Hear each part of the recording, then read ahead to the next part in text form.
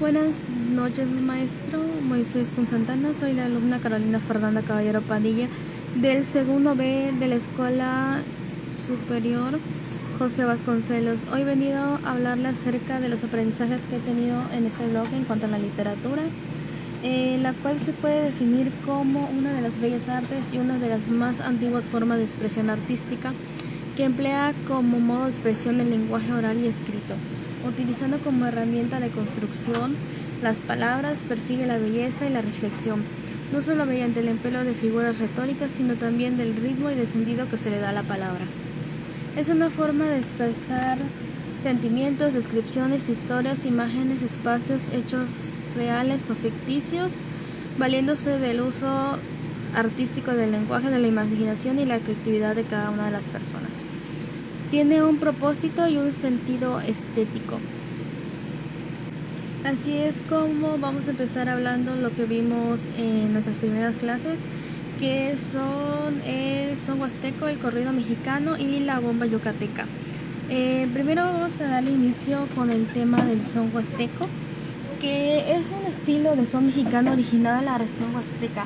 Data del siglo XIX y fue influenciado de rasgos musicales españoles, africanos e indígenas. El son huasteco es de carácter festivo, tiene como principal punto o realización la reunión y el entretenimiento de las personas. Es de carácter predominante profano, comprende 4 porciones de los estados mexicanos que principalmente se toman en cuenta como Veracruz, Tamaulipas, San Luis Potosí e Hidalgo, mientras que investigando otros pueden añadir partes de Querétaro, Guanajuato o Puebla. El vestuario de este son huasteco es de manta blanca o de tela negra y lisa atrás. El frente puede tener 4 tablones. El enredo está sostenido por una faja hecha en fábrica con rayas jaspeadas rojas y azules. Lleva un fleco trenzado en ambos extremos. Mientras que el corrido mexicano es un género musical de origen mexicano, se trata de una narrativa popular concebida para ser cantada, recitada o bailada, la cual se puede encontrar en forma de canción, poesía o balada. Los corridos también son conocidos como tragedias, mañanitas, ejemplos, versos, relaciones o coplas.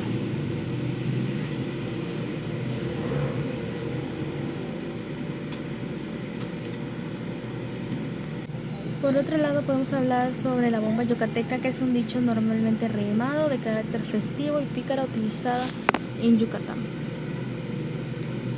Estas se suelen intercalar muchas veces entre las notas musicales que acompañan a las jaranas, denotan el humor de quienes la recita.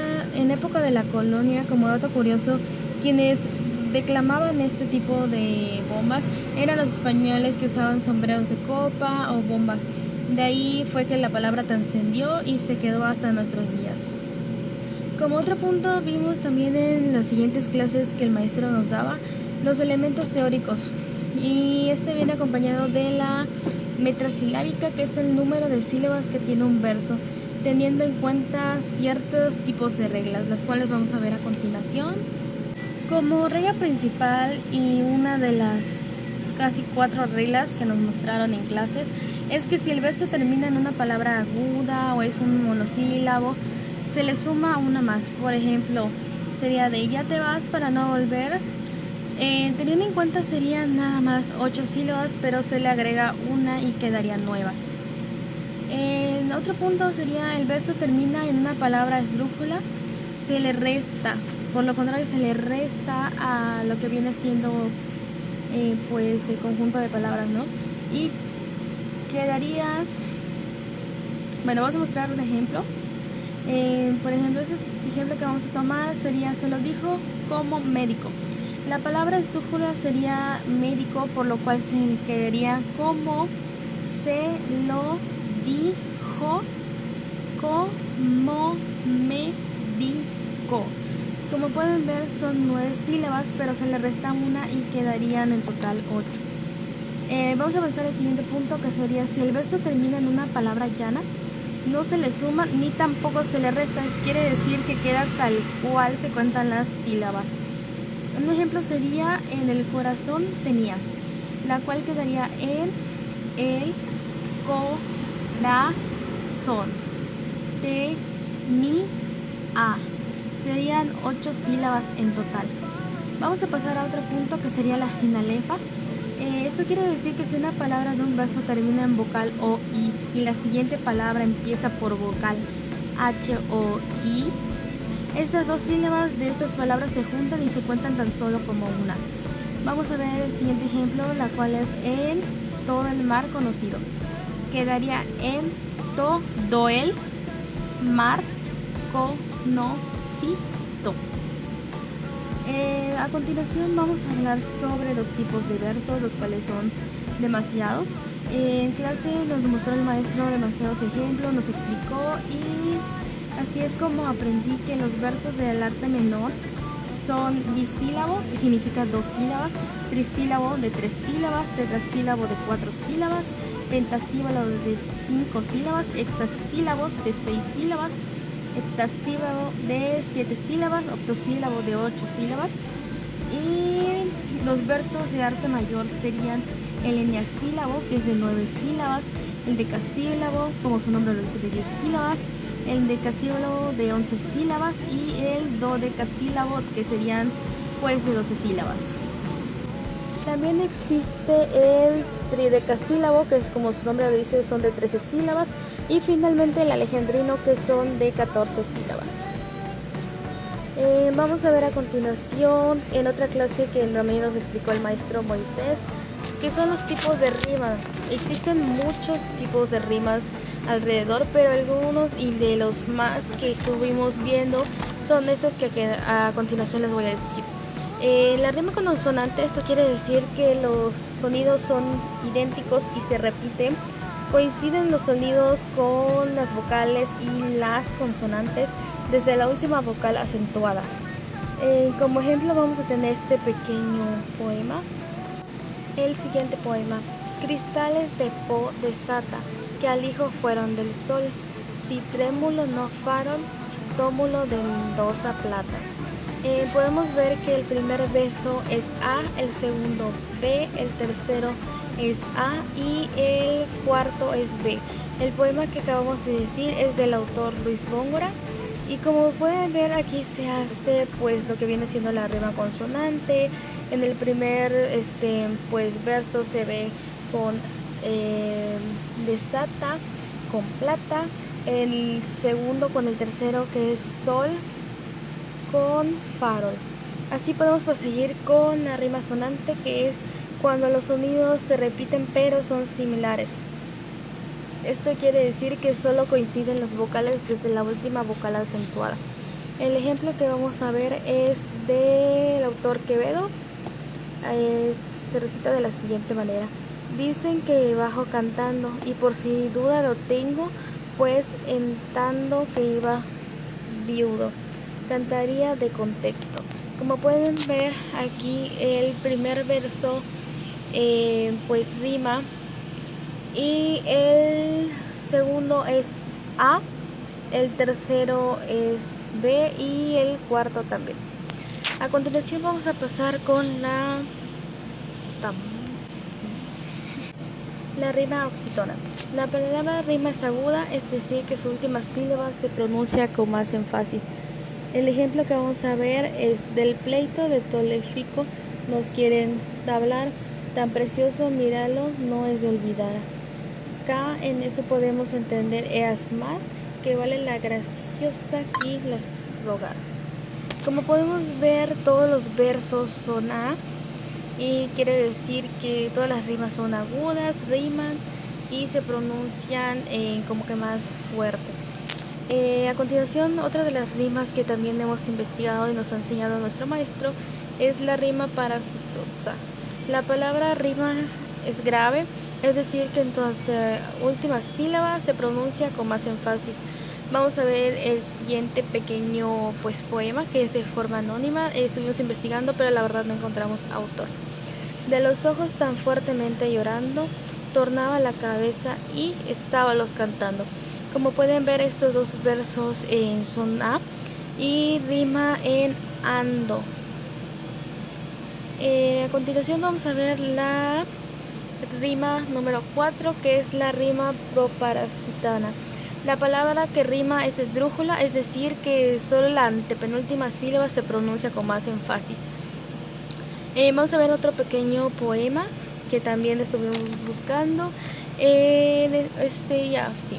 Algunas palabras se escriben con minúsculas, otras palabras se escriben con mayúsculas. Como pueden ver, estos dos pequeños versos pues son A y rima en úscula, úscula, minúscula, mayúscula. Aquí podemos ver pues cómo la palabra que rima es la casi antepenúltima sílaba de toda la palabra y de los versos. Otra de las rimas que estuvimos viendo es la rima continua, que es la rima de todos los versos de la estrofa y del poema. Vamos a encontrar y recitar este pequeño poema de Gonzalo de Berceo. Mester trago fermoso, non es di gloria, mester es san pecado, K es de clesería. Fablar curso rimado por la cuadernovía, a sílabas conectadas, K es gran maestría. Como pueden ver, pues todos los versos son A y riman literal en las últimas, que viene siendo el IA, y gloria, cresaria, vía y maestría. Vamos a pasar al siguiente ejemplo de rima, que es la rima gemela, rima de versos seguidos. Un ejemplo sería que los primeros versos riman con el segundo, el tercero con el cuarto y así todos los versos que existan. Encontramos este pequeño poema donde se puede ver. En este poema no lo sé pronunciar mucho y perdón, disculpe maestro si no sabemos pronunciar bien los poemas, pero va de la siguiente manera. Hipógrafo viento, que corriste parejas con el viento, donde rayos sin llama, pájaros sin matiz, pez sin escama, y bruto sin instinto natural, al confuso laberinto de esas desnudos peñas, te desbocas, te arrastras y te despeñas. Aquí, como pueden ver, el primero y el segundo son A, el tercero, y el cuarto son B, y el tercero y cuarto son C. El quinto y el sexto pues son D y D. Otra de las rimas fue la rima abrazada, que quiere decir que rima en el primer y último verso, entre paréntesis A, y los otros versos de la estrofa riman entre sí, que son los B. A continuación encontramos un pequeño poema donde se puede ver claramente el ejemplo de las rimas y son madre, unos ojuelos vi, verde, alegres y bellos, ay, que me muero por ellos y ellos se burlan de mí. Como pueden ver, pues la primera es A, la segunda es A, la tercera es B y la cuarta es A. Otro ejemplo que tenemos es la rima tensada, que es cuando rima el primer verso con el tercero, entre paréntesis A, el segundo con el cuarto y el sexto A, el quinto con el séptimo y el noveno A, y se repite la misma estructura. Vamos a ver un pequeño poema igual para que se pueda ver la diferencia de estas rimas trenzadas.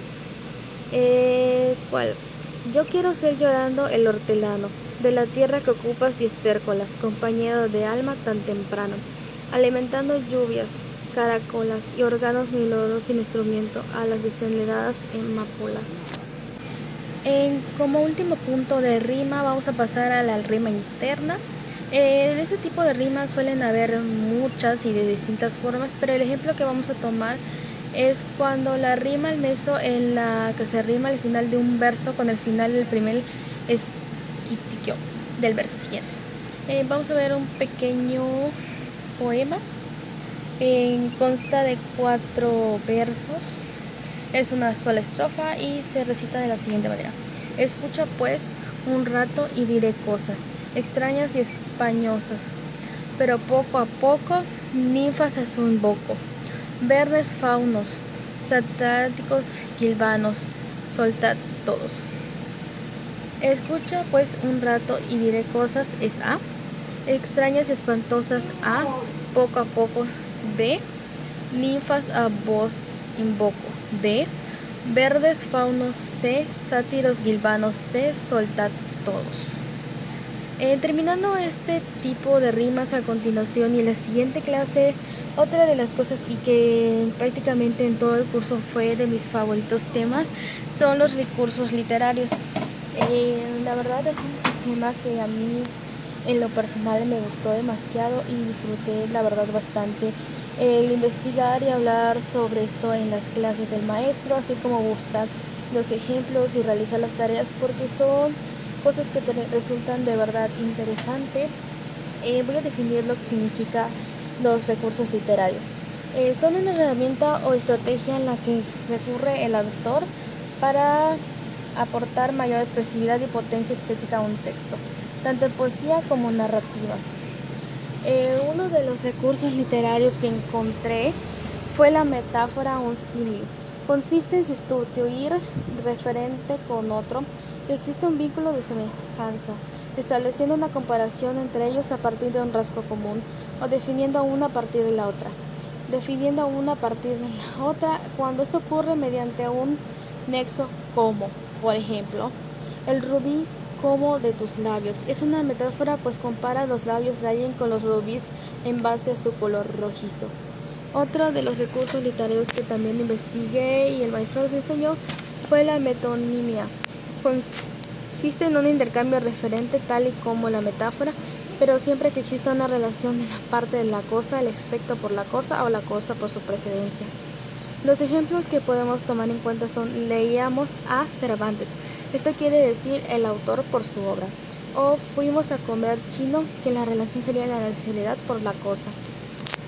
También una de mis cosas favoritas fue la hipérbole, que consiste en exagerar algo poético cuyo sentido es remarcar el sentido explícito de una idea. Por ejemplo, Bruno era largo como el asta de una bandera.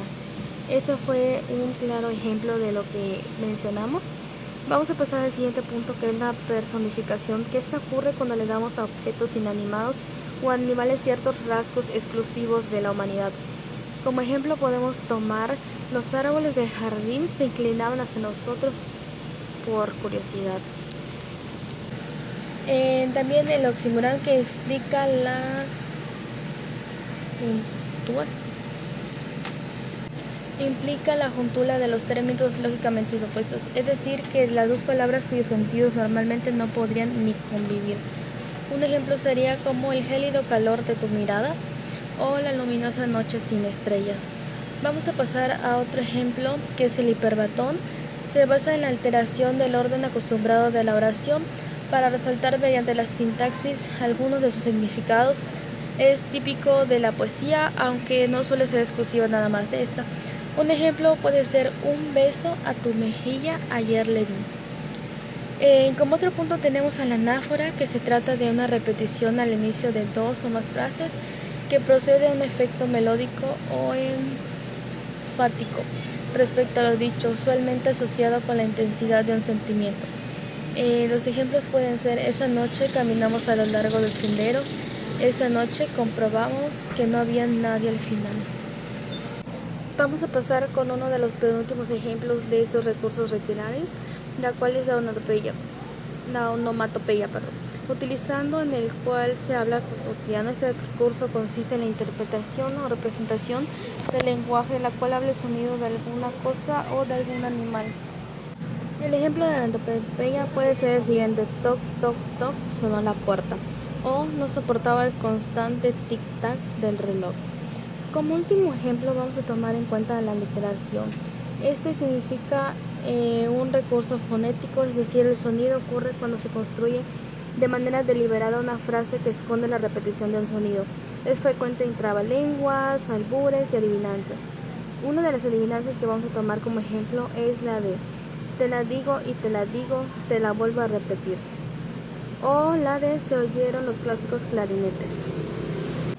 Finalmente, gracias a nuestro maestro por prestarnos la atención y ayudarnos a adentrarnos un poco más en este tipo de artes que por mala causa o consecuencia poco a poco se está perdiendo, pero realmente es algo bello y valioso. Muchas gracias, maestro, por siempre aconsejarnos y dejarnos este buen camino. Muchas gracias, maestro, que tenga una linda noche o un buen día. Asimismo, maestro, agradezco todo su tiempo que se toma pues buscando estos temas para explicarnos en clases, su paciencia por siempre dedicarnos al momento de hacer las cosas y por tratar de entendernos a nosotros sus alumnos.